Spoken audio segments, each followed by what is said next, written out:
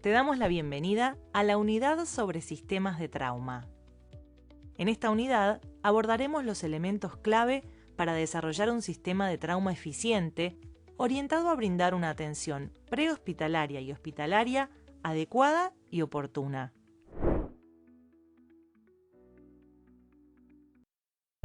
Realicemos un ejercicio de conocimiento previo.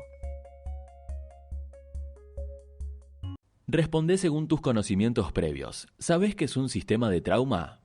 Un modelo de atención exclusivo del sistema prehospitalario. Un modelo de gestión aplicable a la práctica quirúrgica. La integración de todos los actores necesarios para la atención del trauma en un área geográfica definida.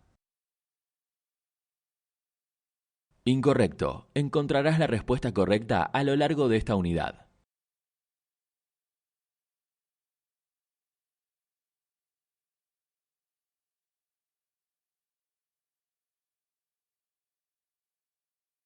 Un sistema de trauma se define como un esfuerzo coordinado y organizado en un área geográfica definida para brindar el espectro completo de atención a todos los pacientes lesionados y que se integra con el sistema de salud público local. El valor real de un sistema de trauma resulta de la transición fluida entre cada fase de la atención, integrando los recursos existentes para lograr mejores resultados para los pacientes. El éxito de un sistema de trauma está determinado en gran parte por el grado de apoyo de la política sanitaria pública. Un sistema de trauma eficiente debe garantizar que una persona lesionada reciba una atención prehospitalaria oportuna y adecuada. Esto significa que tenga un rápido acceso al sistema de salud y que el transporte se dirija al lugar indicado en el tiempo indicado. Diversos estudios científicos que evalúan el cumplimiento de las buenas prácticas subrayan la importancia de una atención inicial rápida, efectiva y basada en evidencia para asegurar una recuperación satisfactoria. En ese sentido, la correcta y oportuna aplicación de maniobras para el control de hemorragias o de permeabilidad de la vía aérea conducen a un aumento sustancial de la tasa de supervivencia. En el ámbito hospitalario, la atención debe ser apropiada, es decir, siguiendo las normas académicas y oficialmente reconocidas, equitativa, para garantizar que todos los pacientes reciban el mismo nivel de atención, y eficiente, para promover la reinserción del paciente en la sociedad con el menor número de secuelas físicas y funcionales. Además, la atención en el ámbito prehospitalario debe incluir la capacitación de la comunidad para mejorar la atención inicial ante emergencias. En las últimas décadas, se incrementó la evidencia científica sobre la efectividad de las medidas de prevención en el ámbito comunitario para reducir las lesiones por trauma.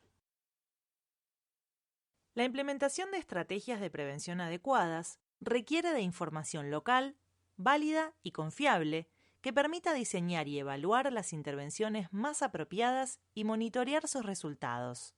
Por eso, resulta urgente y esencial contar con registros de trauma en las instituciones de salud y en el sistema prehospitalario. Además, esta herramienta permite conocer el perfil asistencial de los centros de atención, requisito básico para su categorización en el marco de la organización del sistema. Inspirada en modelos de países de altos ingresos, en 2009, la Academia Nacional de Medicina convocó a 17 sociedades científicas de Argentina relacionadas con la atención del paciente traumatizado para conformar la Coalición Intersocietaria para la Categorización y Acreditación Institucional en Trauma, Emergencia y Desastres, o CICATED. Te invitamos a visitar el siguiente link para obtener más información sobre este tema.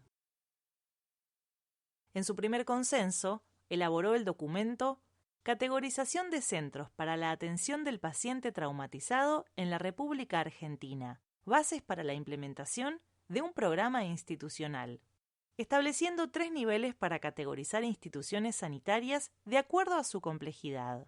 Nivel 1, Centro de Trauma de alta complejidad. Nivel 2, Servicio de Trauma de mediana complejidad. Nivel 3, Unidad de Trauma de baja complejidad.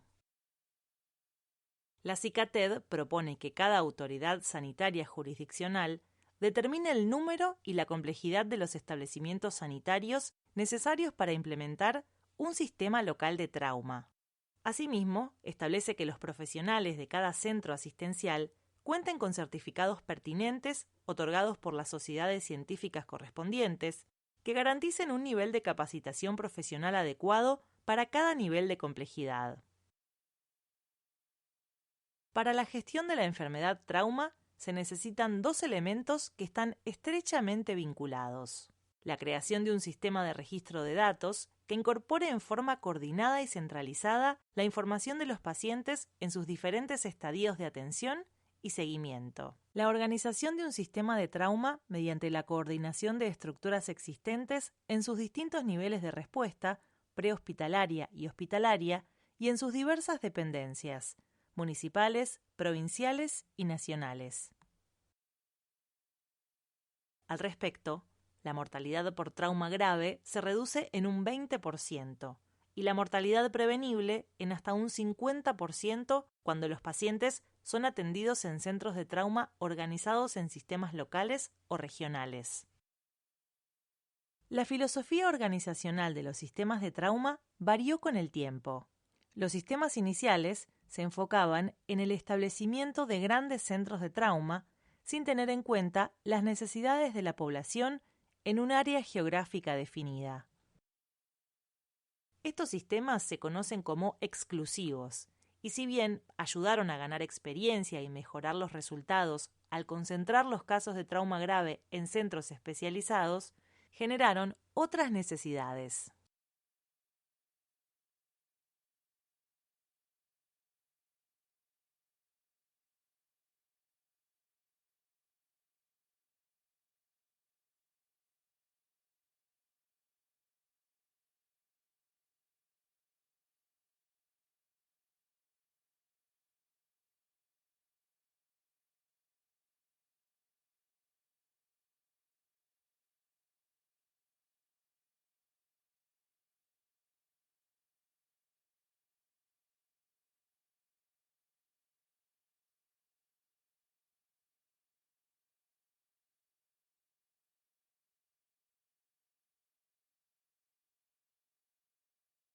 La aplicación de un modelo de gestión del trauma basado en la evidencia mejora la atención, porque disminuye tanto las complicaciones como las muertes evitables al utilizar racionalmente los recursos disponibles, aumentar la equidad y trabajar en red con criterios compartidos.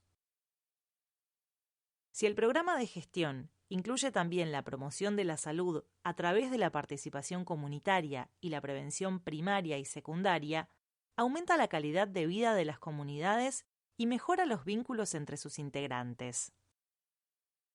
Te proponemos una actividad más antes de finalizar la unidad. Indica si estas afirmaciones son correctas o incorrectas. Los sistemas de trauma exclusivos tienen mejores resultados. Correcto. Pasemos a la siguiente afirmación. La mortalidad en trauma grave mejora cuando los pacientes son atendidos en un sistema de trauma. Correcto. Los sistemas de trauma demostraron reducir la mortalidad por trauma grave en un 20%. Los sistemas de trauma no necesitan registros para funcionar. Correcto. Pasemos a la siguiente afirmación. La CICATED es una organización norteamericana. Incorrecto. La CICATED es una coalición intersocietaria que fijó las bases para la categorización de los establecimientos que atienden pacientes con trauma en Argentina. Con lo aprendido en esta unidad, estás preparado para reconocer la importancia de los registros de trauma, la categorización de centros de atención y la participación comunitaria en la prevención y gestión de los primeros auxilios en trauma. Todo esto trabajando en red y con el objetivo de mejorar la calidad de vida de las comunidades. Nos vemos en las siguientes unidades.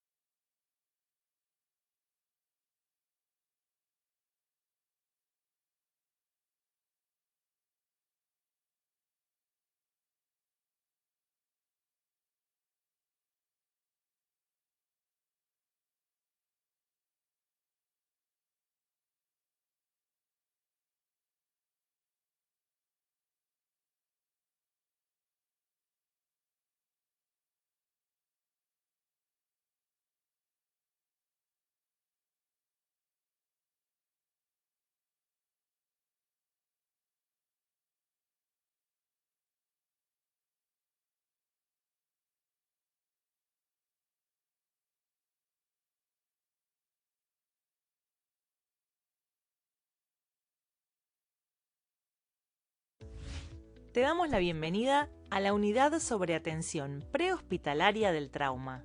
En esta unidad exploraremos los lineamientos generales de la atención prehospitalaria.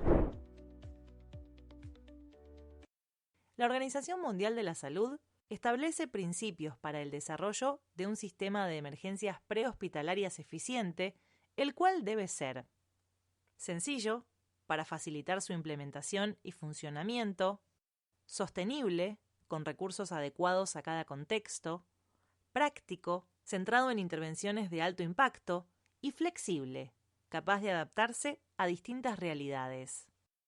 Además debe integrarse a las estructuras asistenciales, de salud pública y de transporte existentes para optimizar la respuesta ante emergencias. Los sistemas de atención prehospitalaria eficientes son la base de la atención de emergencias. Pueden lograr un impacto muy significativo al asegurar que los pacientes con lesiones graves reciban una atención básica que los mantenga con vida y permita su traslado en tiempo y forma a un hospital de referencia. En la medida en que los sistemas prehospitalarios se fortalecen, amplían su cobertura y mejoran la respuesta a los problemas de salud en la comunidad. Si bien algunos podrían considerar estas estrategias demasiado básicas, no hay evidencia de que enfoques más avanzados y costosos sean superiores a intervenciones simples pero efectivas. Los miembros de la comunidad desempeñan un papel clave en la atención prehospitalaria, incluso con una capacitación básica. En coordinación con profesionales y establecimientos de salud, su participación contribuye a un sistema eficiente y sostenible independientemente de los recursos disponibles. La incorporación de miembros de la comunidad para activar la atención prehospitalaria y proveer los primeros auxilios hasta su arribo es una práctica común en muchos países respaldada por la evidencia. Incluso, los sistemas prehospitalarios de trauma más sofisticados y equipados pueden fallar si los miembros de la comunidad no reconocen las situaciones de emergencia, no piden ayuda activando el sistema de emergencias y no brindan la atención inicial hasta la llegada de los equipos profesionales. Esta circunstancia cobra mayor relevancia en zonas rurales, alejadas de centros urbanos o de la respuesta sanitaria adecuada. La atención del trauma se organiza en niveles de complejidad progresivos y cada uno cumple una función diferente. Primeros respondedores: miembros de la comunidad capacitados para activar el sistema de emergencias y brindar atención inicial. Atención prehospitalaria básica: equipos de salud que estabilizan al paciente y aseguran su traslado. Y atención prehospitalaria avanzada: profesionales con formación especializada para intervenciones más complejas. Cada nivel es fundamental para garantizar una respuesta eficiente y mejorar los resultados en la atención del trauma. El acceso al sistema de salud es el asunto clave en cualquier contexto, ya sea en regiones sin un servicio especializado o aquellas con un sistema prehospitalario formal. Contar con una comunidad entrenada puede marcar una diferencia importante en la supervivencia y la calidad de vida posterior de los pacientes con lesiones graves. En ese sentido, la capacitación básica en primeros auxilios mejora la supervivencia de pacientes traumatizados. Son medidas importantes: reconocer una emergencia y evaluar la situación, estado de la persona, contexto, recursos disponibles, distancias y acceso a una atención adecuada, entre otros. Solicitar ayuda y activar el sistema de emergencia. Asegurar la escena, evitando involucrarse en el riesgo. Comprimir el sitio de sangrado para controlar la hemorragia. Iniciar la reanimación cardiopulmonar RCP si es necesario y asistir a las víctimas hasta la llegada de personal entrenado. El programa First There, First Care, organizado por la Administración Nacional de Seguridad de los Estados Unidos, hace referencia a que la primera persona en llegar a la emergencia debería poder iniciar ciertas acciones básicas. El programa enfatiza 5 puntos en los que pueden intervenir los miembros de la comunidad. 1. Frenar para ayudar. 2. Llamar para ayudar. 3. Evaluar a la víctima. 4. Iniciar RCP. Y 5. Frenar el sangrado. Como parte del programa, se solicita a los miembros involucrados que lleven en sus vehículos un conjunto de elementos como guantes, interfaces para la ventilación, gasas y vendas para poder brindar asistencia. Además, existen 2 capacitaciones comunitarias disponibles. La propuesta de la coalición Stop the Bleed, en español Control del Sangrado, es impulsada por el American College of Surgeons, ACS. Su objetivo es capacitar a miembros de la comunidad en el tratamiento inicial de lesiones potencialmente exsanguinantes. Fundación Trauma adhiere a esta propuesta y cuenta con instructores certificados para la capacitación. Y el curso RCP Plus, brindado en la Argentina por Fundación Trauma, que en su módulo básico está dirigido a la comunidad y brinda capacitación sobre primeros auxilios, RCP y manejo de desfibriladores automáticos externos, DEA.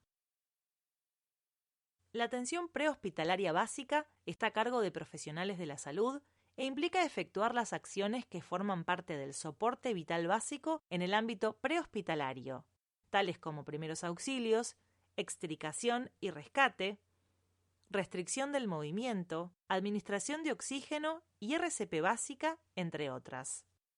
Los profesionales que trabajan en móviles prehospitalarios deberían recibir capacitación específica en cursos como PHTLS o ITLS, dado su rol crítico en la respuesta a emergencias. El soporte vital avanzado en el ámbito prehospitalario está siempre a cargo de profesionales del equipo de salud e incluye accesos vasculares, administración de drogas endovenosas y manejo avanzado de la vía aérea. En Argentina existen diversos modelos prehospitalarios y dependiendo de la región, el equipo de salud podrá componerse de médicos o paramédicos, enfermeros y choferes, y la gestión del servicio dependerá de la administración provincial o municipal o incluso de actores privados, allí donde sean contratados por el Estado. Las características de cada sistema prehospitalario pueden consultarse en el Atlas de Legislación Sanitaria, mientras que las directrices para la organización y funcionamiento de móviles se encuentran detalladas en la Resolución 906/2017 del Ministerio de Salud de la Nación. Por otro lado, los procedimientos más comunes en los sistemas prehospitalarios son control de hemorragia, administración de oxigenación por máscara, colocación de collar cervical, restricción de la movilidad espinal, extricación y empaquetamiento, colocación de vía venosa periférica, preferentemente durante el transporte, y cobertura de heridas. En relación a las heridas potencialmente exsanguinantes, recomendamos aplicar el siguiente protocolo. 1. Garantizar la seguridad del lugar antes de empezar a actuar. 2. Buscar el sitio del sangrado. 3.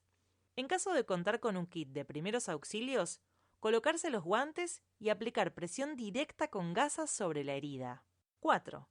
Si no cuenta con un kit de primeros auxilios, aplicar presión directa usando un paño limpio como una remera. Si el sangrado no frena y la herida está en el cuello, el hombro o la ingle, empaquete la herida con gasa, preferentemente de tipo hemostática, y aplique presión directa. 6. En caso de sangrados en extremidades que no pueden ser controlados con presión directa, si se cuenta con un torniquete comercial, se lo debe aplicar entre 5 y 7 centímetros en forma proximal al sitio del sangrado, comprimiendo hasta que el sangrado frene y no se palpe el pulso distal.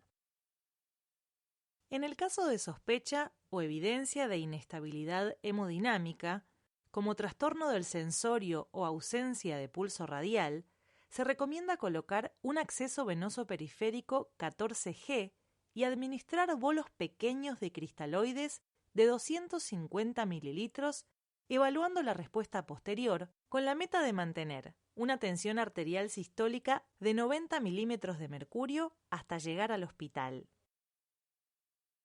El objetivo, como veremos en la unidad específica, es administrar la mínima cantidad de cristaloides posible, siempre priorizando el control del sangrado. En los sistemas más desarrollados se usan exámenes de laboratorio con respuesta rápida y micrométodo, conocidos como POC por su sigla en inglés. Algunas de las determinaciones útiles en el contexto del trauma y que ayudan a guiar el triaje y el tratamiento son gases en sangre, lactato y ultrasonografía POCUS, entre otros. Otro aspecto que está cambiando rápidamente en el manejo prehospitalario del trauma es la transfusión de hemocomponentes o sangre entera, dado que su implementación se asoció con mejores resultados en ámbitos bélicos. En nuestro medio es todavía inexistente, pero se espera que gradualmente se instale como práctica corriente. Los sistemas prehospitalarios de atención del trauma deben estar integrados en la estructura sanitaria existente, no pudiendo funcionar de forma aislada. Además, los sistemas prehospitalarios están diseñados para proporcionar a la comunidad un acceso al sistema sanitario que sea rápido, seguro y eficiente. En ese sentido, cada sistema debe adecuarse a las necesidades y recursos locales y desarrollarse prestando atención a la cultura, la legislación, la capacidad del sistema de salud y los recursos económicos y administrativos locales. No obstante, cualquiera sea el tipo de sistema prehospitalario, es importante que todo profesional de la salud conozca los aspectos básicos del sistema implementado en el territorio. En zonas urbanas es más común que existan modelos del tipo cargar y llevar con mínimas intervenciones en la escena, ya que pueden demorar el traslado del paciente a un centro de salud donde recibirá una atención acorde a la complejidad de la lesión.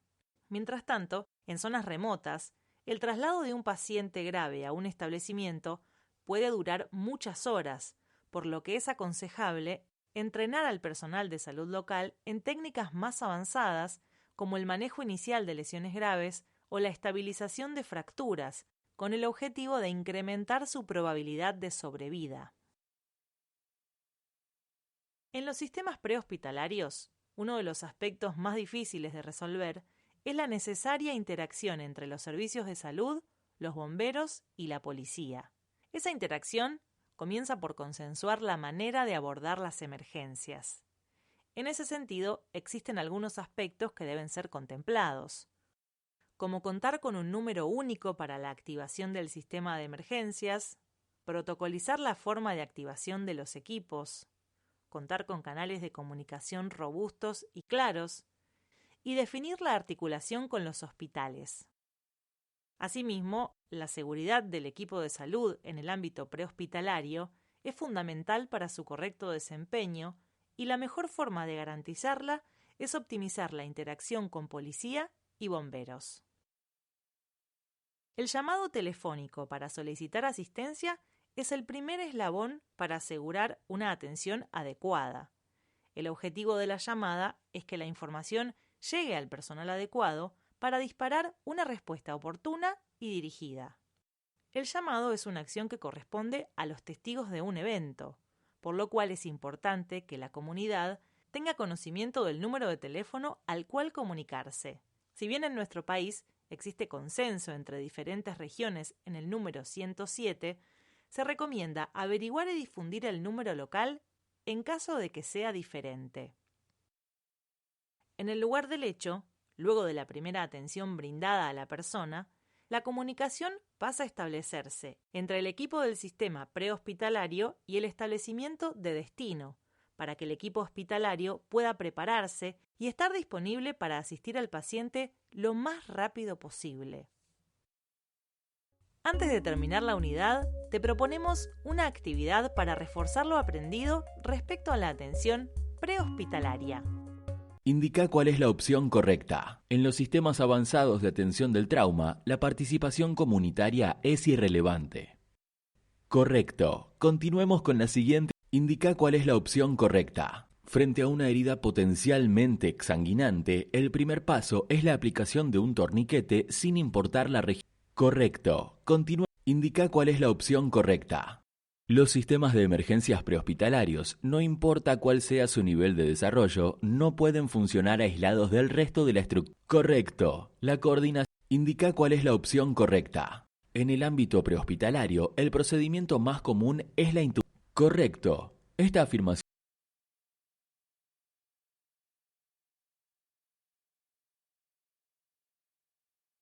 La atención prehospitalaria es un componente clave en la cadena de supervivencia del trauma y su eficacia depende de múltiples factores. Un sistema eficiente debe garantizar que los recursos humanos y materiales sean utilizados de manera óptima y que exista una integración fluida entre los distintos actores involucrados, incluyendo personal de emergencias, hospitales, autoridades locales y la comunidad en general. Uno de los objetivos principales en la atención prehospitalaria es asegurar que el paciente reciba una atención adecuada de manera inmediata. Esto implica una serie de acciones prioritarias: el mantenimiento de las vías respiratorias, el control de hemorragias, el manejo del shock, la restricción de la movilidad espinal, la inmovilización de acuerdo a las lesiones del paciente y la reevaluación constante. Las acciones clave deben ser realizadas rápidamente, reduciendo el tiempo en el lugar del incidente para facilitar el transporte del paciente al centro hospitalario adecuado, donde se pueda continuar con el tratamiento especializado. La implementación de estrategias simples pero efectivas, el trabajo en equipo y la comunicación fluida entre las partes intervinientes son esenciales para garantizar que el sistema prehospitalario funcione de manera eficiente y eficaz. Nos vemos en las siguientes unidades.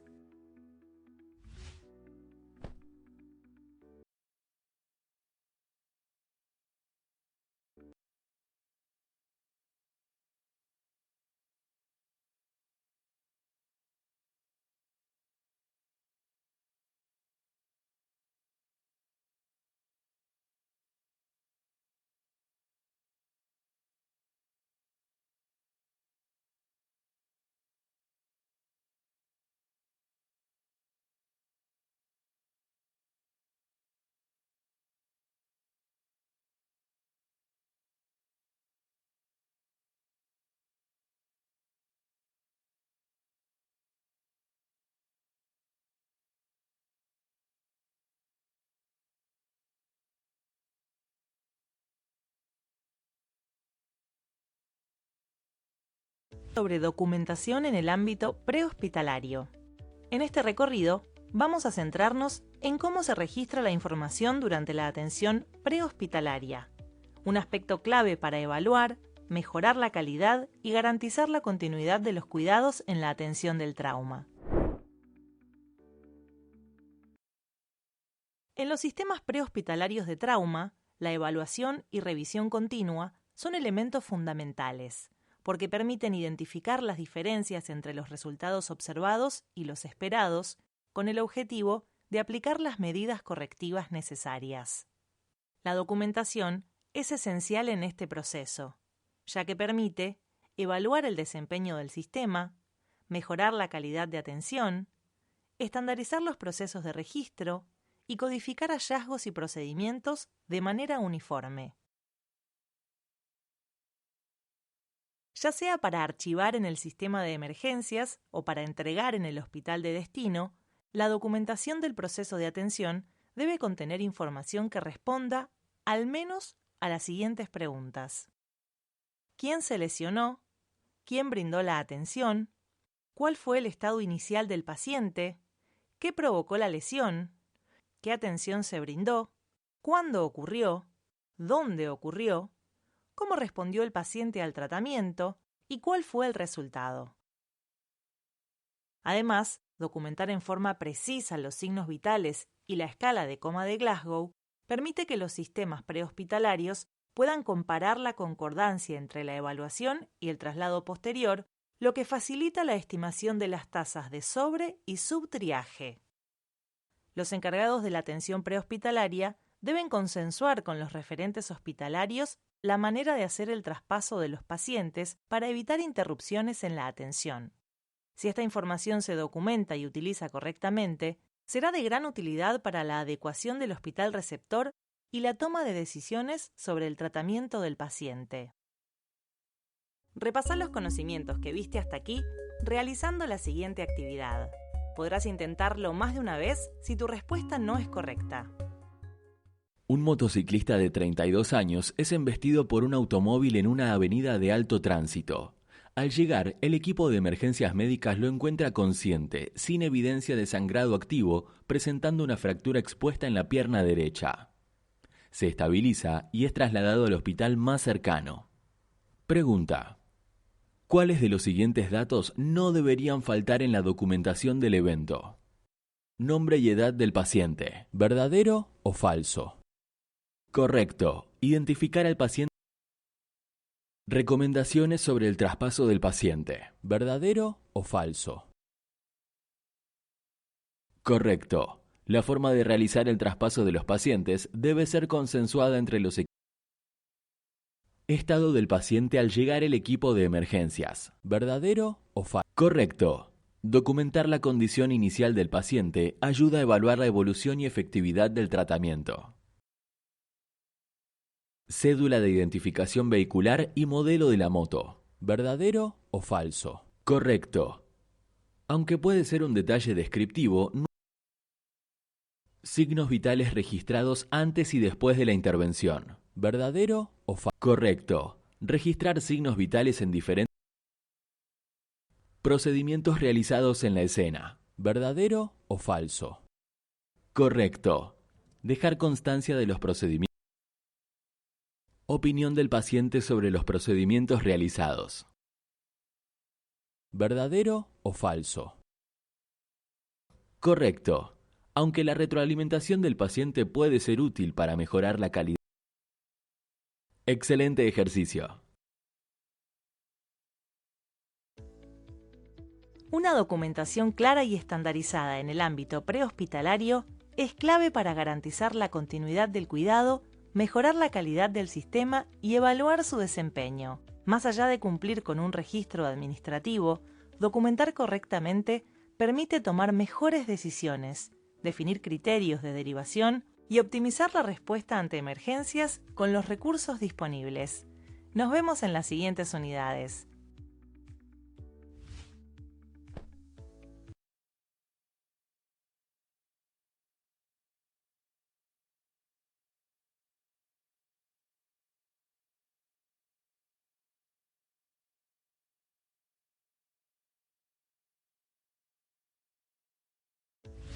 Te damos la bienvenida a la unidad sobre triaje prehospitalario. A lo largo de esta unidad vamos a hablar acerca de qué es el triaje, cómo se aplica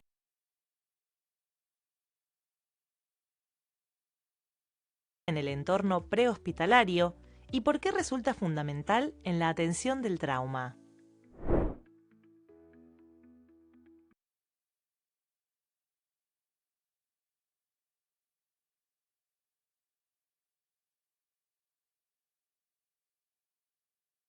El triaje es un proceso clave en la gestión de las emergencias, ya que permite clasificar a los pacientes según la gravedad de sus lesiones y asignar los recursos adecuados de manera eficiente para optimizar su atención. Cuando se aplica correctamente, mejora los resultados clínicos y reduce la mortalidad prevenible.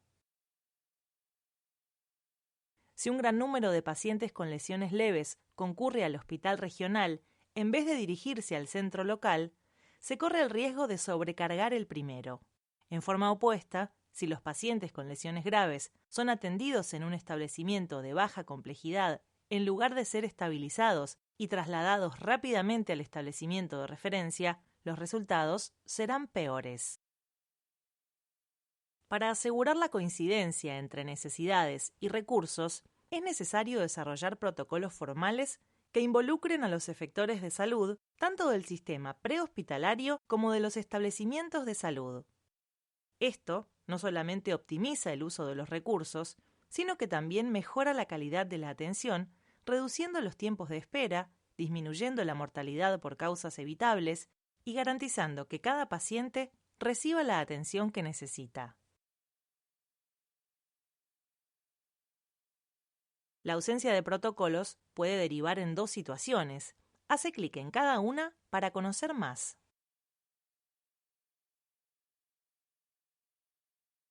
El subtriaje se produce cuando un paciente con lesiones graves es derivado a un centro de baja complejidad. El sobretriaje ocurre cuando se caracteriza el estado de un paciente con una gravedad más alta que la real, lo que lleva a sobreasignar recursos en establecimientos de alta complejidad para el tratamiento de pacientes que podrían ser atendidos en centros de nivel más bajo.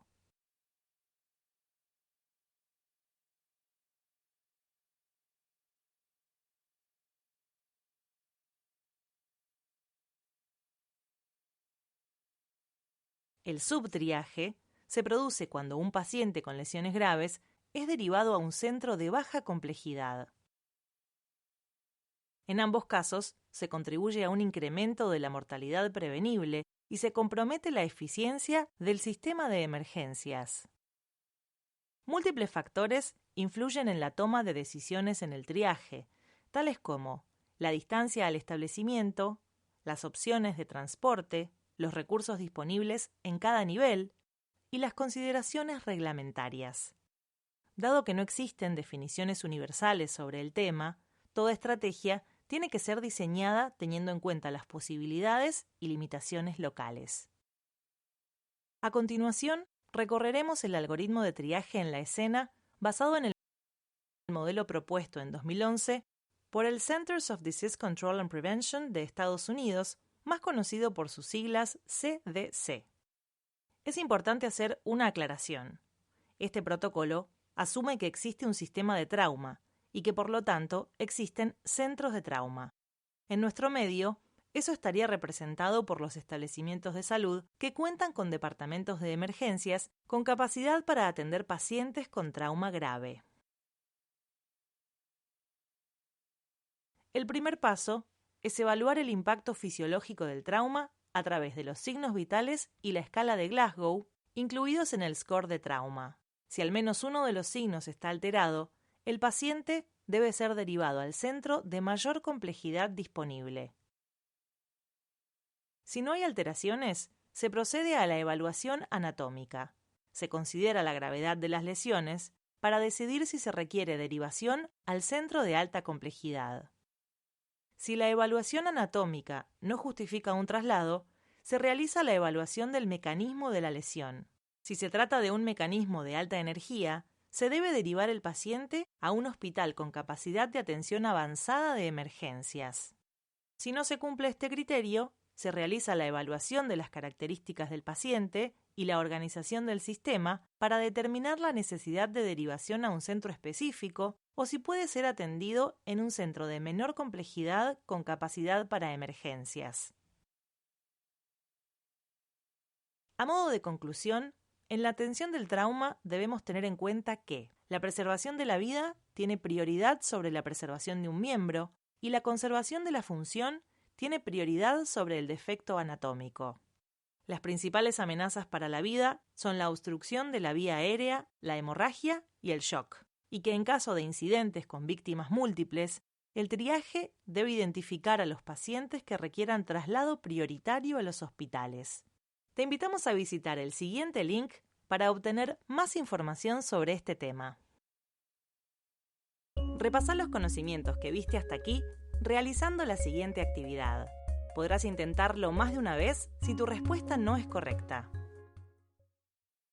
Con respecto al concepto de triaje, ¿cuál es la opción correcta? A. El triaje es una herramienta exclusiva del ámbito prehospitalario. B. El sobretriaje es la sobreestimación de la gravedad de un paciente traumatizado. C. El triaje es un método de uso exclusivo de los médicos. D. El subtriaje aumenta la asignación de recursos a un paciente que no los necesita y por ende lleva a un aumento de los costos. Correcto. La sobreestimación de la severidad del trauma lleva a usar más recursos de los necesarios, incidiendo en los costos asociados.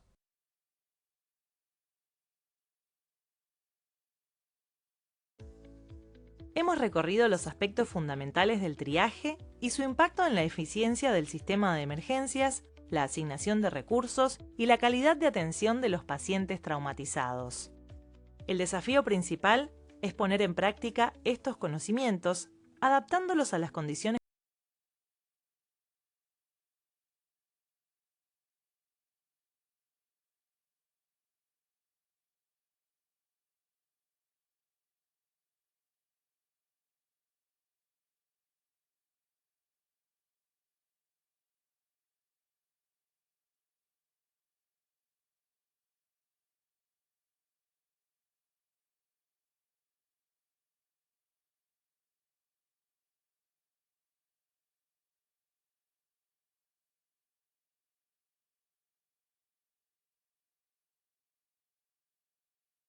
locales y garantizando que cada paciente reciba la mejor atención posible en función de su estado.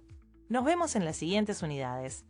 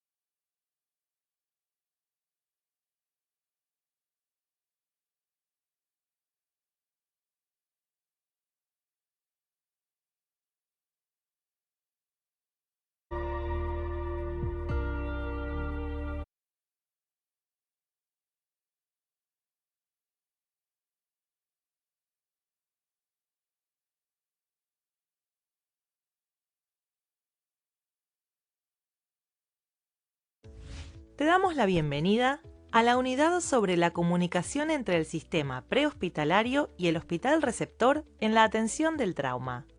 Nos enfocaremos en cómo se construye un enlace efectivo entre ambos niveles de atención y por qué una buena transmisión de la información puede marcar la diferencia en el manejo de pacientes con trauma.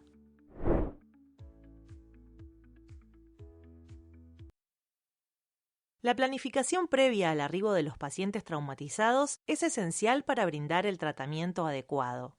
El sistema prehospitalario notificará al hospital receptor con anterioridad al traslado del paciente, lo que permitirá la activación del equipo de trauma. De esta manera, el personal y el equipamiento estarán presentes en el departamento de emergencias al momento de llegar el paciente.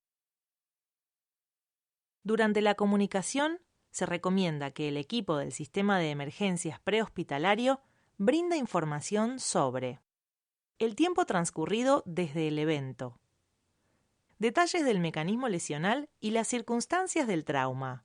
Conocer el mecanismo es importante porque le permite al equipo hospitalario sospechar y anticipar las posibles lesiones que no sean clínicamente evidentes. El número de víctimas, si se identificaron fallecidos en la escena, el estado en que fue encontrado el paciente, el uso de elementos de protección durante el evento, los daños sufridos por el vehículo, los antecedentes y datos clínicos que el propio paciente o el acompañante puedan brindar, las lesiones que surjan de la exploración física, la condición del paciente en el momento de la atención y durante el traslado, los procedimientos realizados y las complicaciones observadas.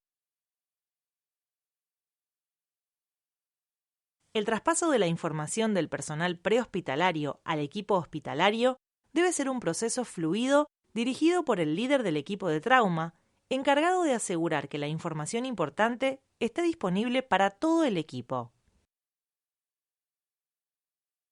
El objetivo de estas acciones es que el departamento de emergencias pueda prepararse de la mejor manera.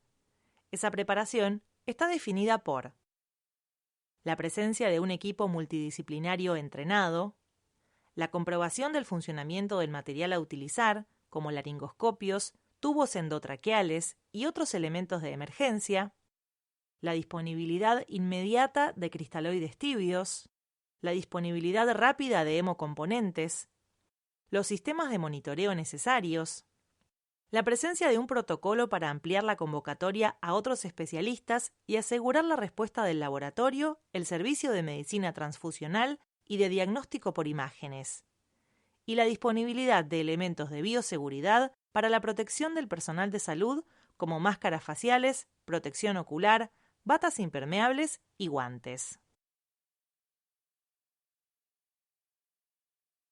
Repasá los conocimientos que viste hasta aquí realizando la siguiente actividad. Podrás intentarlo más de una vez si tu respuesta no es correcta.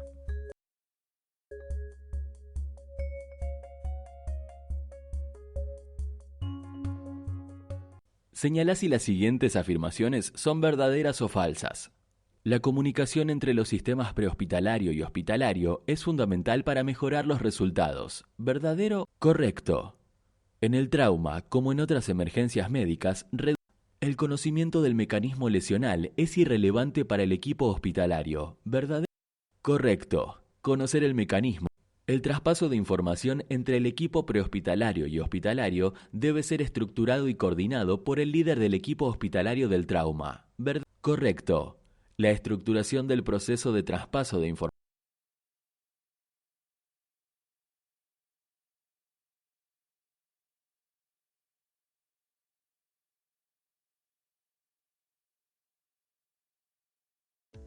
A lo largo de la unidad, vimos cómo una comunicación clara y estructurada entre los equipos prehospitalarios y hospitalarios es clave para optimizar la atención del trauma. Garantizar que el personal de emergencias cuente con la información adecuada antes del arribo del paciente puede marcar la diferencia en su pronóstico. Un traspaso efectivo reduce riesgos, permite anticipar intervenciones críticas y facilita la coordinación de recursos humanos y materiales. Nos vemos en las siguientes unidades.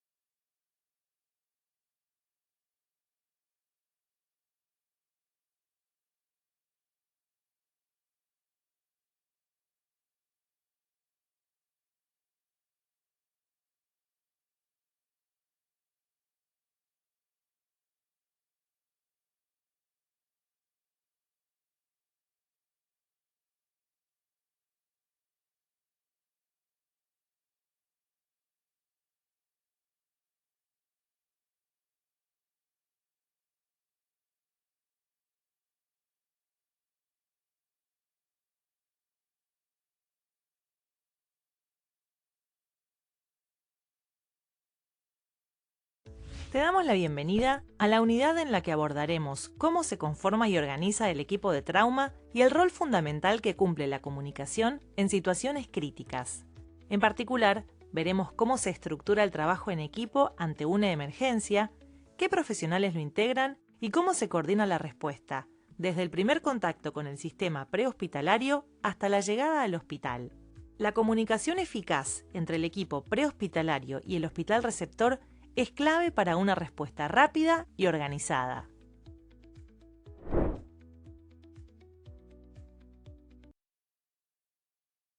El sistema prehospitalario notificará al hospital receptor previamente al traslado del paciente, permitiendo la activación del equipo de trauma.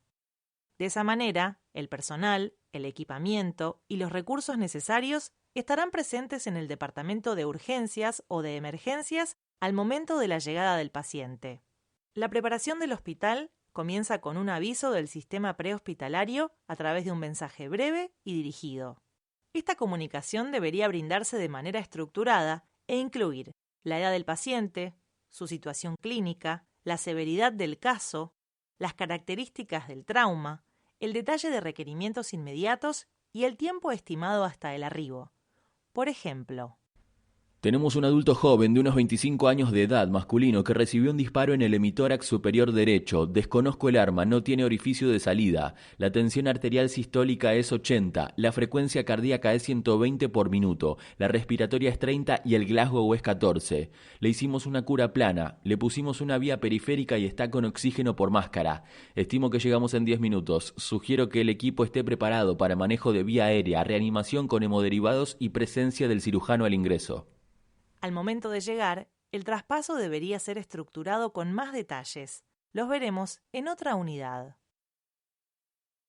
El equipo de trauma puede estar conformado de distintas formas según las necesidades del paciente y las características del establecimiento.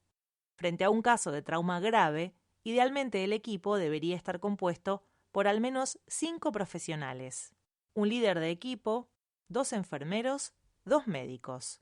Veremos a continuación las funciones de cada integrante del equipo. Hace clic en cada profesional para conocer más.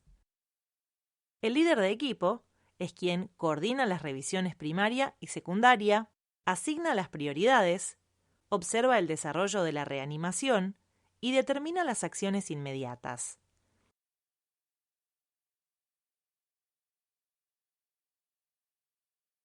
El primer enfermero revisa la disponibilidad de los elementos para la realización de los procedimientos, coloca vías periféricas, canaliza accesos venosos difíciles y yugular externa, administra fluidos endovenosos, medicamentos y profilaxis antitetánica. El primer médico evalúa y maneja la vía aérea, asegurando el control de la columna cervical. Esta función puede ser desempeñada por un residente de emergencias o de cirugía, supervisado por un especialista en emergencias. El segundo médico realiza la revisión primaria y secundaria del tórax, el abdomen y las extremidades, relatando en voz alta y con claridad los hallazgos, para que la persona encargada de registrar las acciones pueda tomar nota.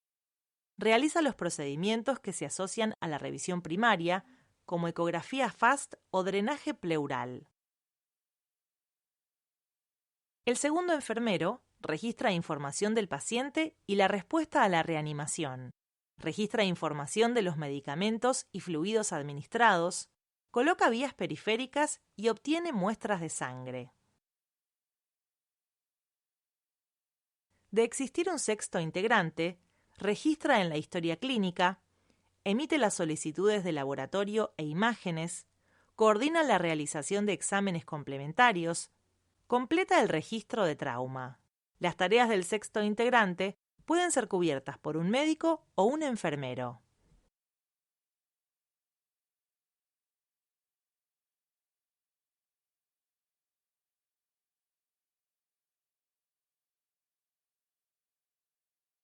El asistente de pacientes, generalmente un enfermero, brinda apoyo logístico al equipo. Algunas de sus funciones son instalar el monitor y tomar los signos vitales, colaborar en el retiro de la ropa del paciente, asegurar la correcta marcación y el envío de las muestras al laboratorio, preparar los equipos para el transporte, colaborar en la movilización en bloque del paciente, colocar la pulsera de identificación al paciente, colaborar con el traslado del paciente entre camillas. El técnico de laboratorio toma las muestras indicadas para el paciente. El médico puede enviar directamente las primeras muestras al laboratorio y hemoterapia cuando se colocan las vías venosas. El técnico radiólogo ubica el equipo portátil de rayos X a la izquierda del paciente. Obtiene las imágenes solicitadas por el líder del equipo, asegura la rápida inclusión de los estudios en el sistema, colabora en la coordinación para la ejecución de otros estudios solicitados por el médico. El objetivo de esta asignación de tareas es que se cumplan todos los procesos de manera ordenada y completa. Una guía útil es el checklist recomendado por la Organización Mundial de la Salud. Te invitamos a visitar el siguiente link para obtener más información sobre este tema. Repasá los conocimientos que viste hasta aquí realizando la siguiente actividad. Podrás intentarlo más de una vez si tu respuesta no es correcta. En esta actividad asumirás el rol de líder del equipo de trauma. Debes asegurarte que el equipo esté listo y las tareas sean correctamente asignadas. Un paciente politraumatizado llegará en 10 minutos. El equipo de emergencias emite la siguiente comunicación. Paciente masculino de 35 años con traumatismo cerrado de tórax, presión arterial 85/60, frecuencia cardíaca 120, frecuencia respiratoria 28. Se solicita activación del equipo de trauma.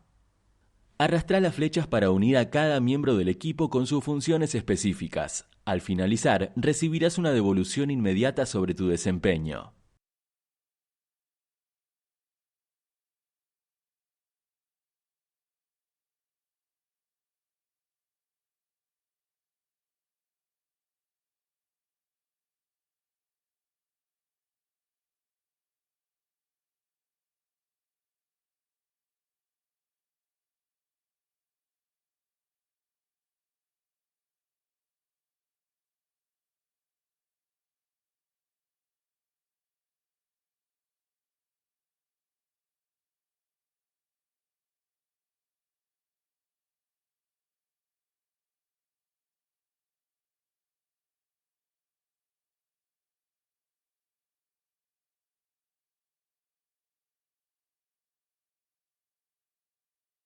Perfecto. Asignaste correctamente las funciones de cada... Una atención eficiente en trauma depende de la preparación, la coordinación y la claridad en la comunicación. En esta unidad, revisamos cómo notificar adecuadamente un traslado, la importancia de un equipo bien organizado y el rol de cada integrante. Aplicar estos conocimientos en el ámbito clínico puede marcar la diferencia en la supervivencia y la calidad de la recuperación del paciente. Nos vemos en las siguientes unidades.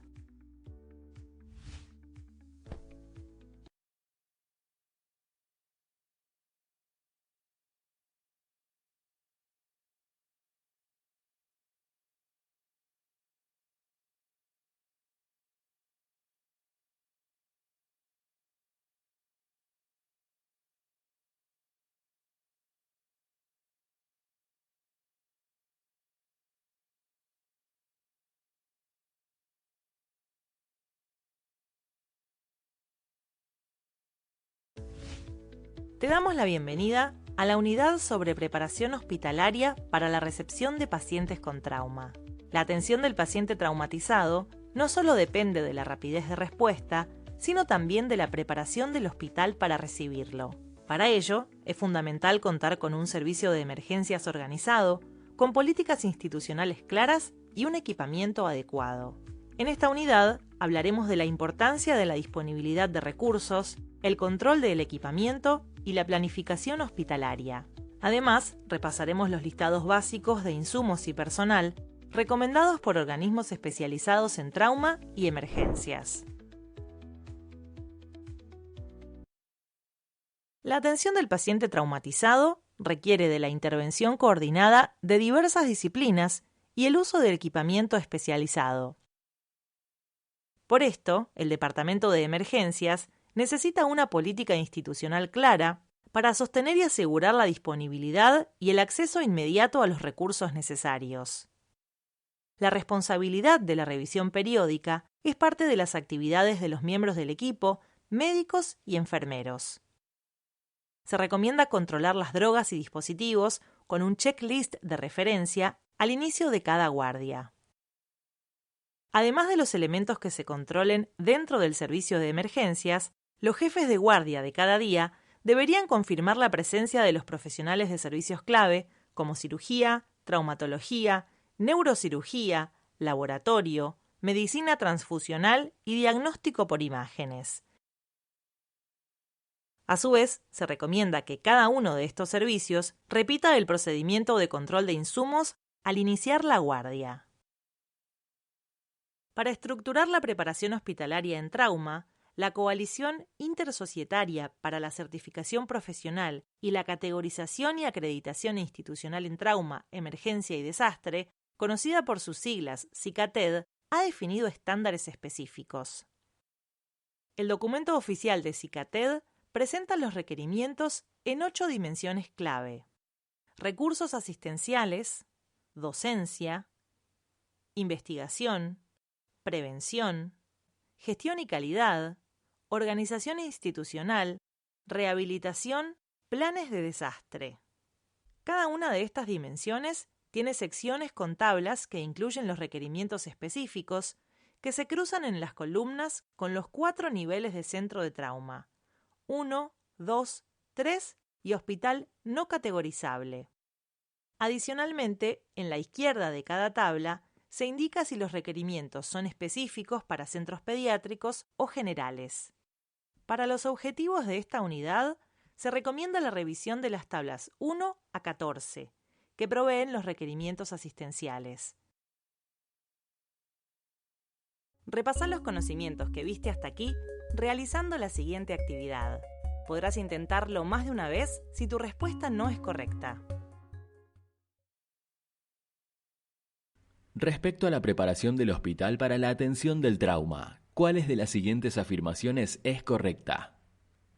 1. La revisión de insumos y equipamiento es responsabilidad exclusiva del jefe de guardia. 2. Todos los hospitales deben cumplir con los mismos requisitos de equipamiento sin importar su nivel de complejidad. 3. La disponibilidad de personal clave en cada guardia es tan importante como la disponibilidad de insumos. 4. El checklist de insumos. Correcto. Sin un equipo completo y preparado, incluso con el mejor equipamiento, la atención del trauma no puede realizarse de manera eficiente. La preparación hospitalaria es un componente crítico en la atención del trauma. Contar con un sistema de chequeo de insumos y personal garantiza una respuesta rápida y efectiva. La implementación de estándares como los definidos por la CICATED permite a cada institución evaluar y mejorar su preparación. Aplicar estas estrategias no solo optimiza el uso de los recursos disponibles, sino que también reduce la mortalidad prevenible y mejora la calidad de atención. Nos vemos en las siguientes unidades.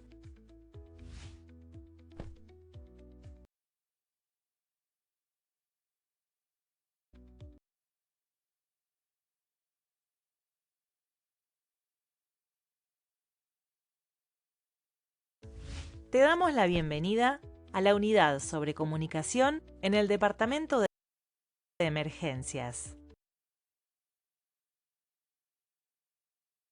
La comunicación efectiva es clave para la seguridad del paciente y el trabajo en equipo en contextos de emergencia. En esta unidad hablaremos sobre la importancia de la comunicación en entornos hospitalarios, los riesgos por fallas en la transmisión de información y presentaremos 3 estrategias fundamentales para mejorar la comunicación: el traspaso de información entre turnos, entre sectores y la comunicación de valores críticos. Comencemos. La comunicación entre los miembros del equipo de trabajo, así como con los pacientes y sus familias, es un componente importante a tener en cuenta para garantizar la seguridad del paciente. Tal es así que la Organización Mundial de la Salud, OMS, incluye la comunicación entre las 9 líneas prioritarias para mejorar la seguridad en los sistemas de salud. La comunicación requiere características específicas y estandarizadas cuando se trata de transmitir información del paciente, de su situación y de la evaluación realizada durante el proceso de atención. Optimizar la comunicación permite asegurar la continuidad de los cuidados de los pacientes en cada cambio o transición, minimizando el riesgo de sufrir un evento adverso en el proceso de atención de la salud o bien mitigando sus consecuencias. Las interrupciones o fallas en la comunicación pueden significar un riesgo para la seguridad del paciente, suspensión involuntaria de tratamientos, eventos adversos y tratamientos inadecuados. Eventualmente, estas fallas pueden derivar en retrasos en la recuperación, hospitalizaciones prolongadas, reingresos innecesarios e incluso un aumento de la mortalidad. A continuación, veremos 3 estrategias para lograr mayor efectividad en la comunicación. Hace clic en cada una de ellas para saber más. Estandarizar el traspaso de información entre turnos. Estandarizar el traspaso de información entre sectores. Estandarizar la comunicación de valores críticos.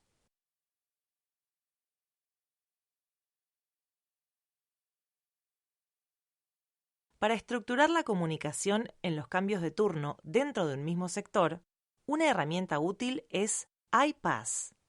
El acrónimo significa importancia, paciente, acciones, situaciones y plan de contingencia y síntesis del receptor. A continuación brindaremos un ejemplo práctico para ayudar en la comprensión. Hace clic en cada una de estas palabras para seguir avanzando.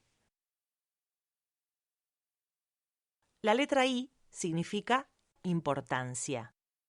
Puede ser estable, en observación o inestable. Por ejemplo, el paciente está inestable. Es el más grave que tenemos en observación.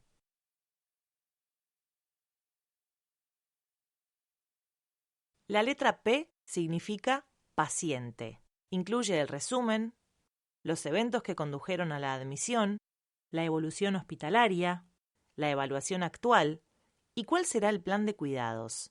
Por ejemplo, JC es un varón de 34 años sin antecedentes relevantes según el interrogatorio. Sufrió una caída de altura de aproximadamente 6 metros desde un andamio. Ingresó a las 10 de la mañana traído por el sistema de emergencias, desconocemos cuánto tardó en llegar. Al ingreso estaba con un sensorio variable Glasgow que oscilaba entre 10 y 13. En la planilla están los controles. No se registró hipotensión, está taquipnéico, glucemia normal. Tiene 2 vías periféricas, el collar de Filadelfia y ya le sacaron la tabla. Lo vio el traumatólogo. Ya salió el laboratorio y se realizaron las radiografías de columna cervical, tórax y pelvis. Están por hacerle un ecofast, todavía no confirmaron el turno de la tomografía de cráneo.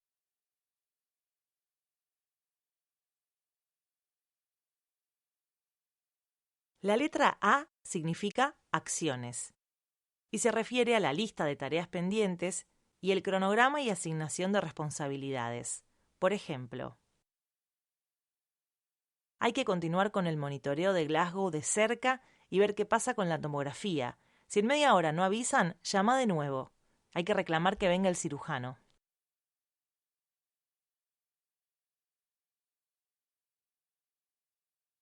La letra S significa situaciones y plan de contingencia. Son las especificaciones sobre pacientes preocupantes o problemas potenciales y los procedimientos a seguir en caso de situaciones de riesgo. Por ejemplo, si se deteriora más el nivel de conciencia, el kit para la vía aérea ya está preparado al lado de la cama del paciente. Deje las drogas para la inducción también preparadas ahí.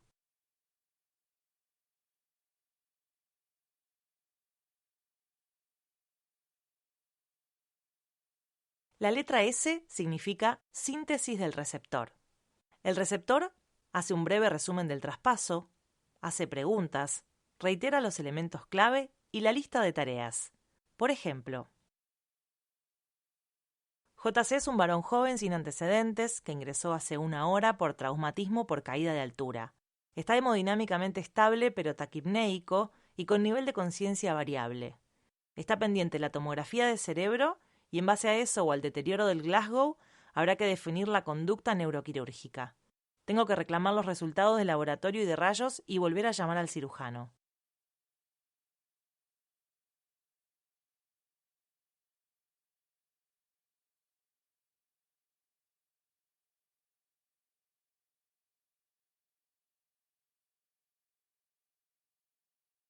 Cuando un paciente es trasladado entre 2 sectores del mismo o diferentes establecimientos, la información debería pasarse en forma estructurada. Para esto, Uno de los recursos más usados es la herramienta SBAR, por su sigla en inglés: Situation, Background, Assessment and Recommendation.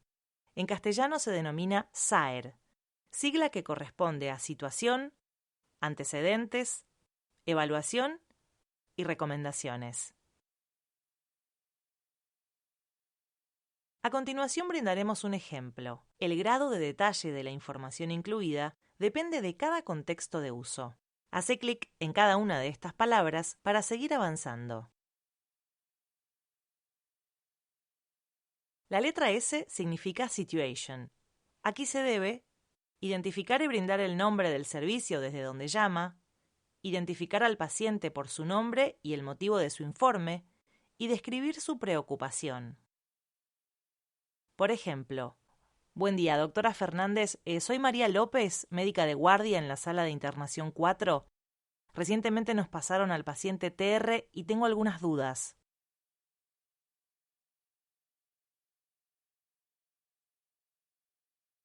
La letra B significa background.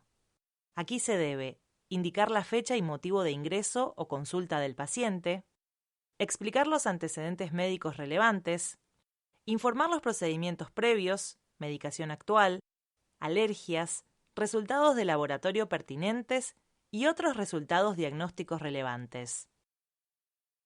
Por ejemplo, TR ingresó hoy por la mañana por un choque automovilístico en el que viajaba como acompañante.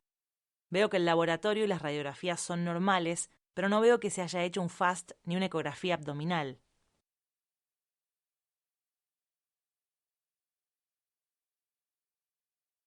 La letra A significa assessment. Se deben describir signos vitales, datos relevantes del examen físico, impresiones clínicas, preocupaciones.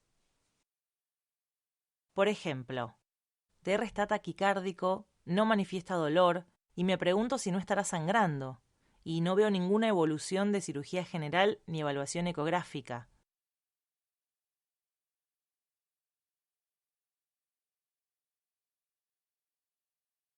La R significa recommendation.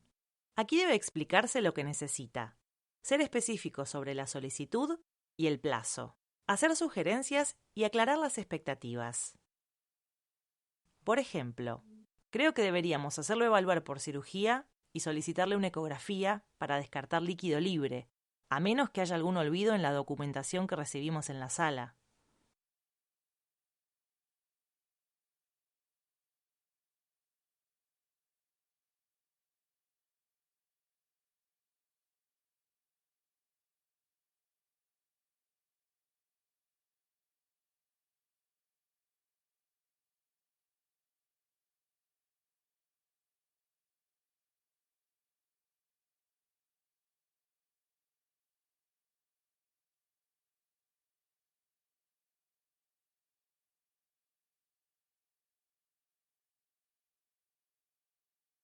Cada institución tiene que establecer un listado de valores críticos de resultados de estudios diagnósticos, laboratorio, imágenes y anatomía patológica que sean conocidos y estén al alcance del personal involucrado. Los resultados críticos son aquellos que ponen en riesgo la vida de un paciente y requieren una intervención inmediata. También pueden significar un hallazgo inesperado que no requiere una acción inmediata, pero que puede generar eventos adversos en el futuro. Estos valores requieren comunicación inmediata y efectiva mediante un protocolo estandarizado. De acuerdo con el procedimiento, deberían ocurrir los siguientes pasos. Hace clic en cada uno para ver más. El servicio efector se comunica con el profesional que solicitó el estudio o con un responsable del área donde esté el paciente. La efectividad de la comunicación debería asegurarse mediante la confirmación del mensaje por ambas partes, proceso conocido como checkback o readback. El mismo consta de los siguientes pasos. Quien transmite el resultado identifica al paciente y transmite el resultado. Quien recibe la información anota los datos recibidos y relee los datos anotados. Por último, el emisor inicial confirma los datos leídos.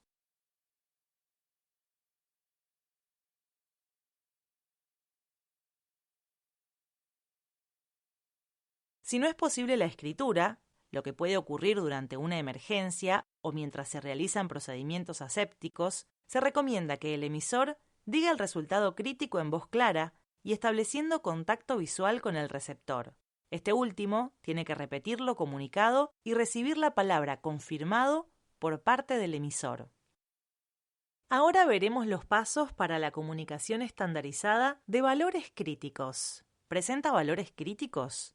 Si la respuesta es no, debe generar un informe. Si la respuesta es sí, la acción correcta es llamar al médico solicitante o encargado del paciente. ¿Se logra comunicar? Si la respuesta es sí, debe informarse del valor crítico y verificar la recepción del mensaje y luego generar un informe. Si la respuesta es no, se debe dejar un mensaje para que el médico se comunique. ¿El médico se comunica? Si la respuesta es sí, se deben seguir los mismos pasos anteriormente descritos. Si la respuesta es no, se debe llamar al paciente o a la familia, informar el valor crítico y verificar la recepción del mensaje, y luego generar un informe.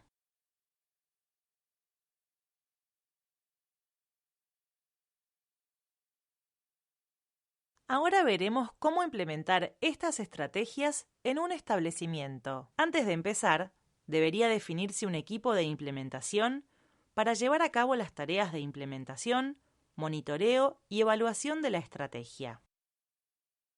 Luego, en función de la herramienta de comunicación definida, el equipo de implementación debería seleccionar al menos una estrategia de capacitación común para todo el equipo involucrado, tanto en el uso de la herramienta como en las técnicas de comunicación recomendadas.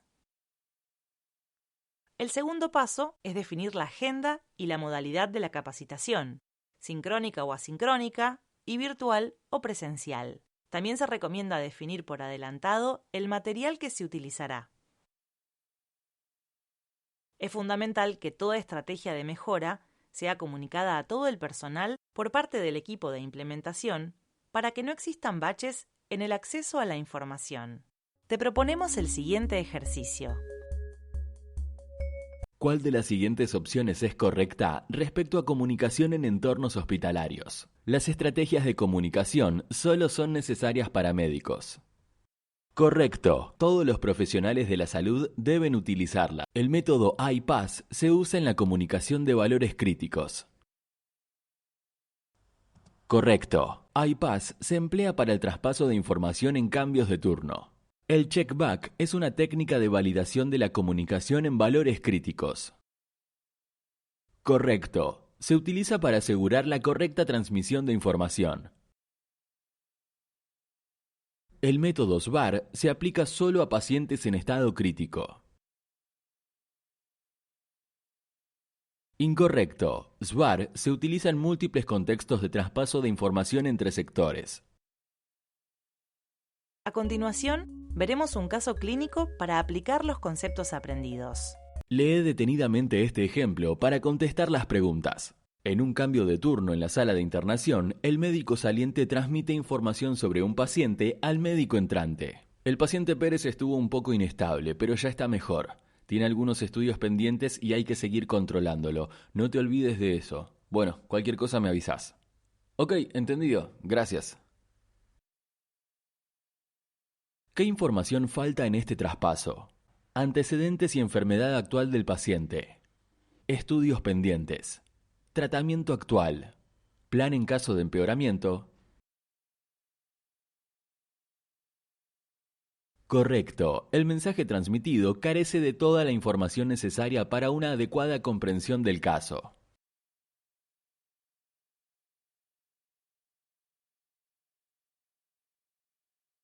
A continuación, te dejamos un análisis del traspaso ejemplificado utilizando la herramienta adecuada.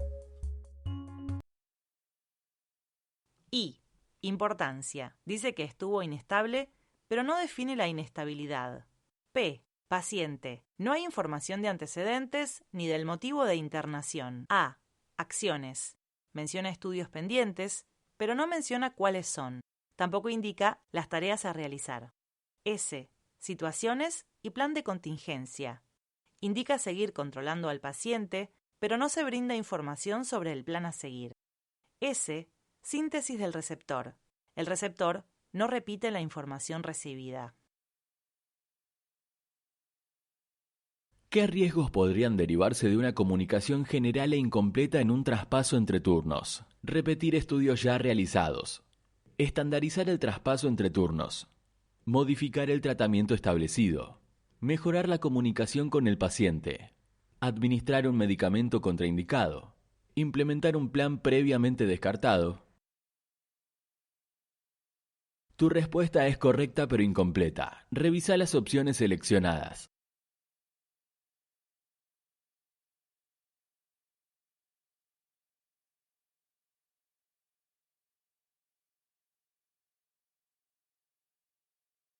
Correcto.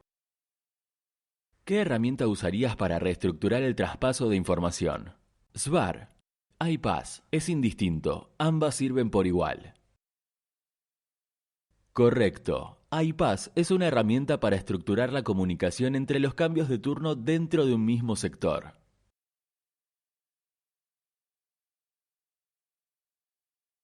La implementación de estas estrategias puede reducir errores médicos, mejorar la eficiencia del equipo de salud y garantizar una mejor atención a los pacientes.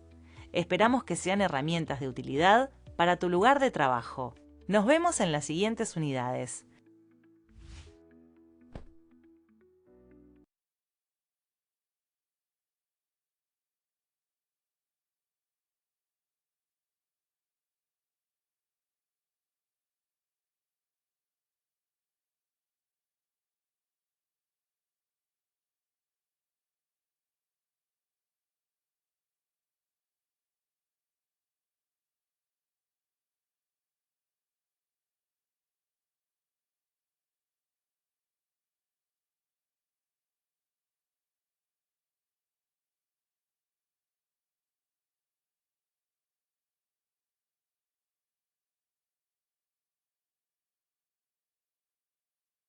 Te damos la bienvenida a la unidad sobre ingreso al hospital. La recepción inicial de los pacientes traumatizados en el departamento de emergencias es una fase crítica en la atención de los pacientes traumatizados. Un hospital bien preparado, con atención protocolizada, sistemas de información robustos y equipos coordinados puede reducir drásticamente la morbimortalidad. El manual del ATLS subraya que los buenos resultados dependen no solo de las intervenciones clínicas, sino también de la capacidad de preparación del hospital receptor para atender pacientes graves.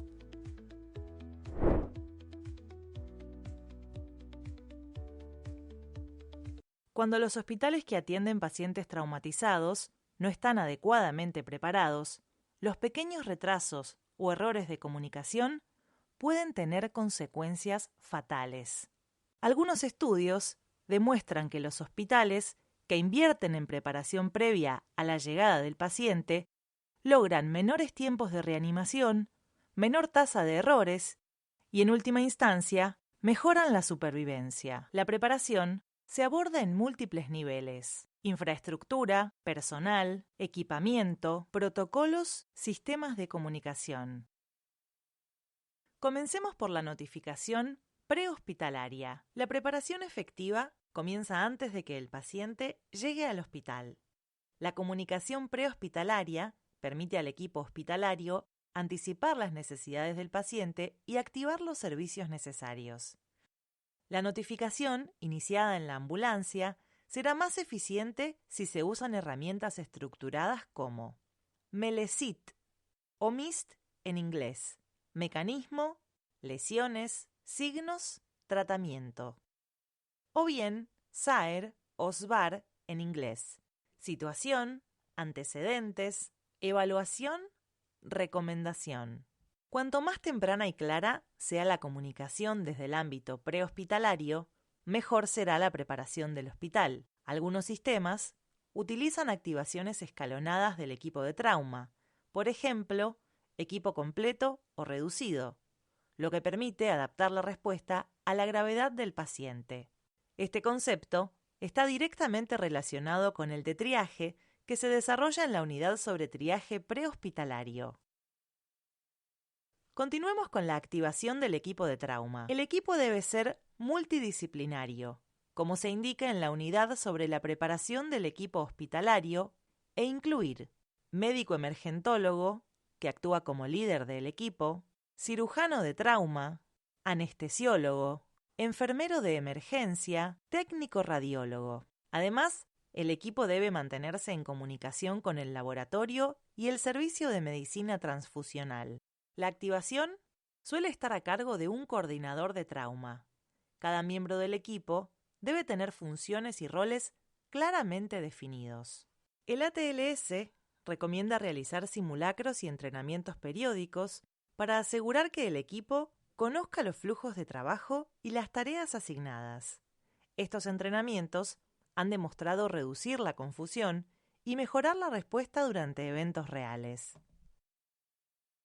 Sigamos con la preparación física y ambiental. El área de reanimación, o shock room, debe estar disponible y preparada para recibir al paciente traumatizado. Se sugiere preparar una lista de verificación con los siguientes puntos: despejar el espacio de personal no esencial, calentar el sector para prevenir la hipotermia, especialmente en pacientes con shock, verificar el funcionamiento y disponibilidad del equipo de reanimación.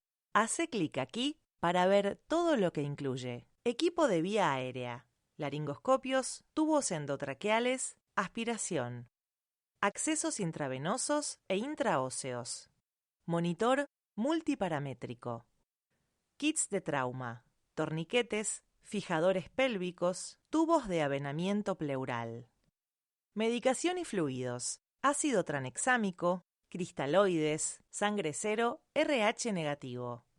Acceso confirmado a radiología simple con equipo portátil y FAST. Documentación preparada, como planillas de trauma o registro clínico electrónico. Es fundamental que todos los elementos estén dispuestos de manera estandarizada para que cada integrante del equipo pueda encontrarlos rápidamente.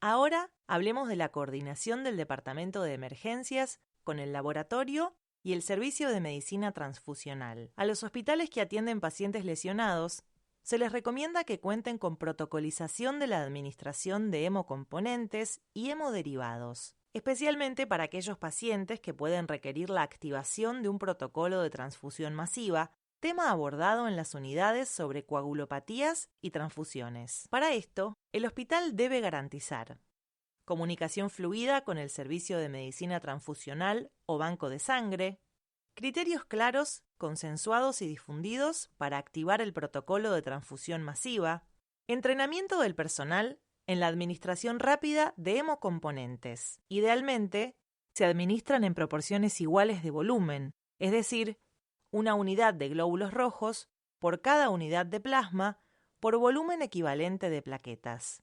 Pruebas rápidas en el sector de atención para determinar gases en sangre, ácido láctico, hematocrito y pruebas viscoelásticas. La disponibilidad rápida de hemocomponentes en el departamento de emergencias reduce el volumen de cristaloides administrado, lo que se asocia con mayor supervivencia.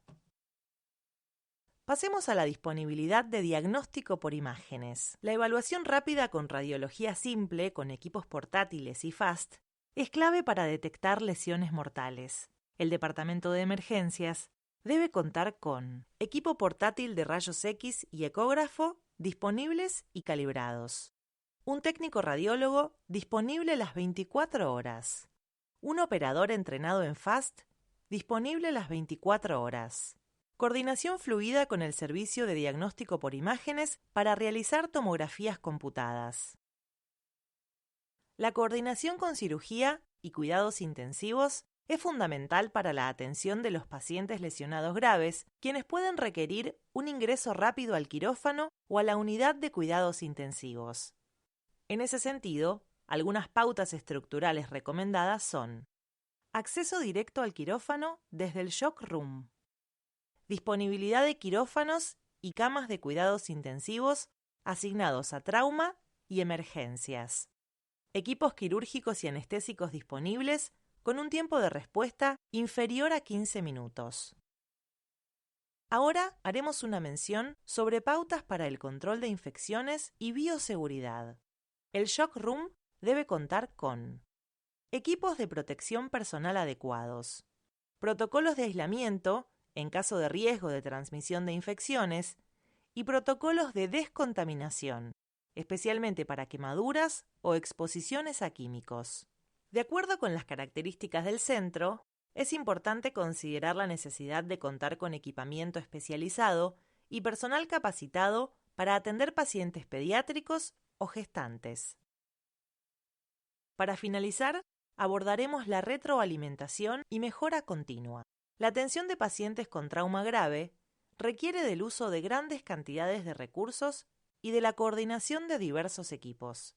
Por ello, se recomienda realizar reuniones de debriefing o retroalimentación con el equipo participante. Esta actividad permite reconocer aciertos y errores, discutir oportunidades de mejora, ajustar protocolos y necesidades de capacitación. Los hospitales que implementan programas de mejora continua, como reuniones de mortalidad y morbilidad y registros de trauma, mejoran sostenidamente sus resultados. La preparación hospitalaria para atender pacientes traumatizados va mucho más allá de disponer de una sala de reanimación o shock room. Requiere de un equipo entrenado, infraestructura adecuada, protocolos actualizados y probados, y una coordinación ágil entre equipos. La intervención rápida comienza con la preparación antes de la llegada del paciente. Cada uno de los pasos, desde la notificación de la ambulancia hasta la activación del quirófano y o ingreso en la unidad de cuidados intensivos, debe estar optimizado para ahorrar tiempo y salvar vidas.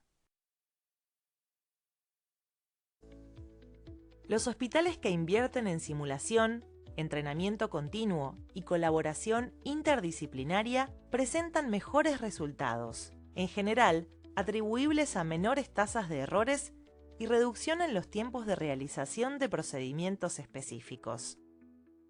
Nos vemos en las siguientes unidades.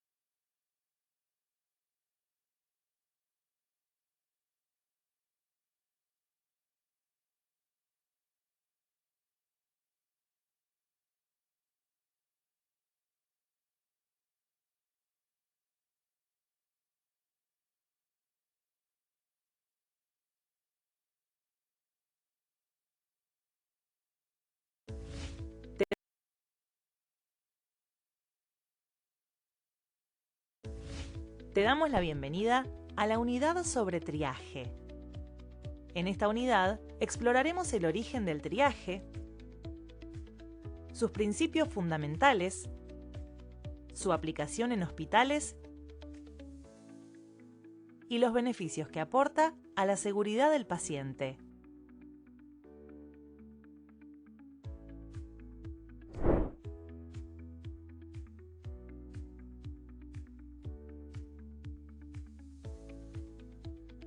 El término triaje viene del francés trier, que significa ordenar o clasificar. Originalmente se utilizó en la clasificación de las frutas y otros productos, pero en la actualidad se usa casi exclusivamente en contextos relacionados con la salud. En el triaje prehospitalario, la prioridad es determinar a qué paciente hay que derivar primero, mientras que en el triaje hospitalario se establece a qué paciente atender primero. El triaje implica 3 condiciones: una escasez de recursos, al menos modesta, un miembro del equipo de salud, conocido como oficial de triaje, que evalúa las necesidades asistenciales de cada paciente a través de un breve examen, un sistema o plan establecido basado en un algoritmo o un conjunto de criterios para determinar la prioridad de atención de cada paciente. Se lo puede considerar como una forma de justicia distributiva, en la cual la equidad reemplaza a la igualdad. La aplicación de un triaje estructurado y la categorización de la urgencia de atención resultan en una mejora de la calidad del servicio brindado. El sistema de triaje estructurado introduce una nueva filosofía de trabajo basada en el orden y el control de los procesos, lo que representa un cambio sustancial en la forma de asistir a los pacientes. Actualmente, es una herramienta fundamental en urgencias y emergencias, permite mejorar de forma continua la calidad asistencial y ofrece una mayor capacidad de gestión de la información. El triaje abre las puertas a procesos de organización interna de los servicios de urgencia y a la coordinación entre niveles asistenciales, elementos imprescindibles para gestionar un sistema sanitario homogéneo y eficiente.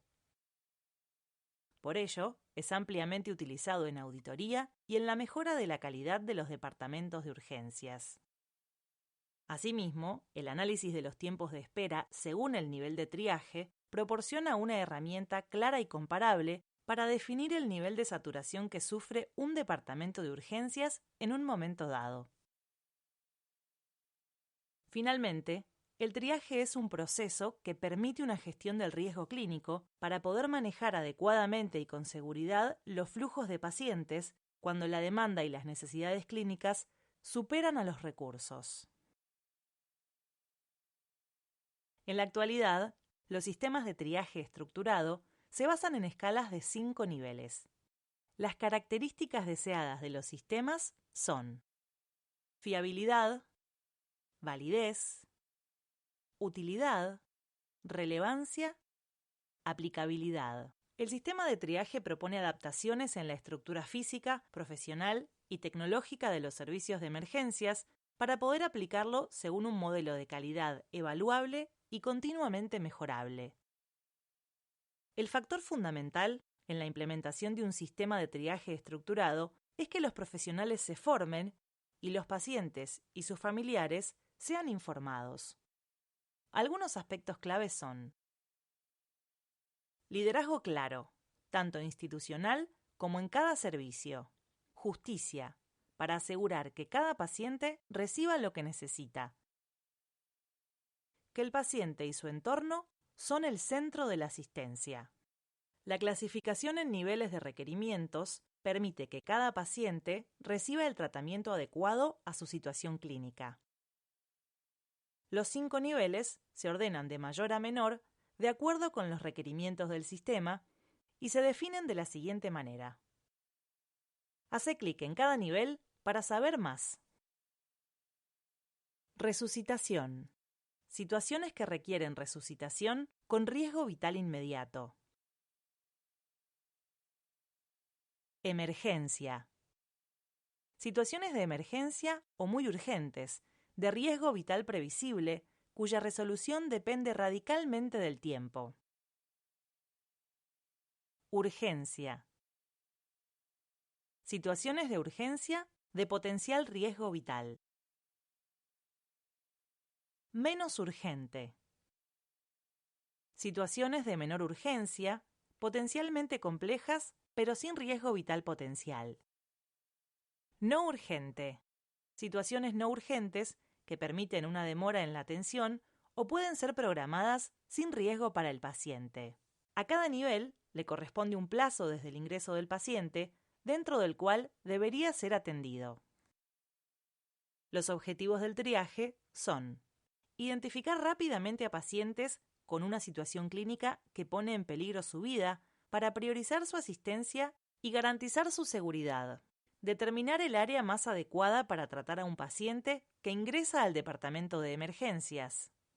Disminuir la congestión de las áreas de tratamiento de los departamentos de emergencias. Permitir la evaluación continua de los pacientes para satisfacer sus necesidades de atención. Generar información sobre la casuística del departamento de urgencias para mejorar la gestión. Crear un lenguaje común entre los profesionales para mejorar la gestión de la atención y optimizar la coordinación entre niveles asistenciales, mejorar la calidad asistencial de las organizaciones de salud. La implementación de un sistema de triaje consta de 4 fases, cada una con acciones definidas para garantizar un correcto funcionamiento. Hace clic en cada frase para saber más. La primera etapa es el análisis, en la que un equipo asesor evalúa la situación del centro asistencial, considerando las posibilidades reales de implementación y definiendo la estrategia más adecuada para llevarla adelante. En la fase de estudio, se elabora un plan de implementación adaptado a las necesidades específicas del centro y se analiza la dotación presupuestaria necesaria para hacerlo viable.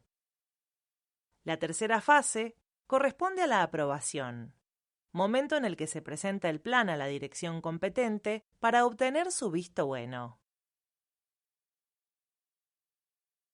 Finalmente, se avanza hacia la adaptación, que implica realizar los ajustes estructurales necesarios, dotar al centro del sistema correspondiente, revisar los recursos disponibles y capacitar al personal involucrado. El triaje implica una evaluación extremadamente rápida, de unos pocos segundos, para definir la necesidad inmediata posterior, y como tal, no está exenta de errores. Por esto, es fundamental realizar un monitoreo continuo de su eficiencia. En segundo lugar, un equipo de auditoría debería evaluar las acciones posteriores al triaje y brindar una categorización de cada caso. Esto permite que las 2 evaluaciones, la del triaje y la de auditoría, puedan ser cruzadas más adelante para analizar su concordancia. Los resultados pueden ser 3: concordancia, sobretriaje, subtriaje. Se considera sobretriaje a la situación en la cual un paciente es evaluado con una gravedad más alta que la obtenida en la evaluación clínica completa, o sea, la velocidad con la que se actuó fue discordante con respecto al resultado. En el caso del subtriaje, ocurre lo opuesto. Un paciente es valorado con una gravedad inferior a la que después se revela. En cuanto a las consecuencias, en el subtriaje, el paciente recibe una atención subóptima, mientras que el sobretriaje lleva una atención de mayor nivel que la necesaria. Y si el subtriaje pone en riesgo al paciente, el sobretriaje pone en riesgo al sistema, porque genera un mal uso de los recursos. El monitoreo continuo de la precisión del triaje permite identificar desvíos e implementar medidas correctivas como capacitación de los equipos, actualización de los criterios de triaje, modificación de la estructura y mejora de la difusión, entre otras. El sistema de triaje estructurado identifica a los pacientes con riesgo de muerte, mejora la seguridad de los pacientes, ayuda a disminuir la congestión en los servicios de urgencias, introduce un lenguaje común para el equipo de salud, sirve para todos los ámbitos y edades. Puede ser usado por todo el equipo de salud. Puede integrarse en un sistema de mayor alcance. En ese sentido, esta herramienta es fundamental en cualquier departamento de urgencias y debería estar disponible las 24 horas.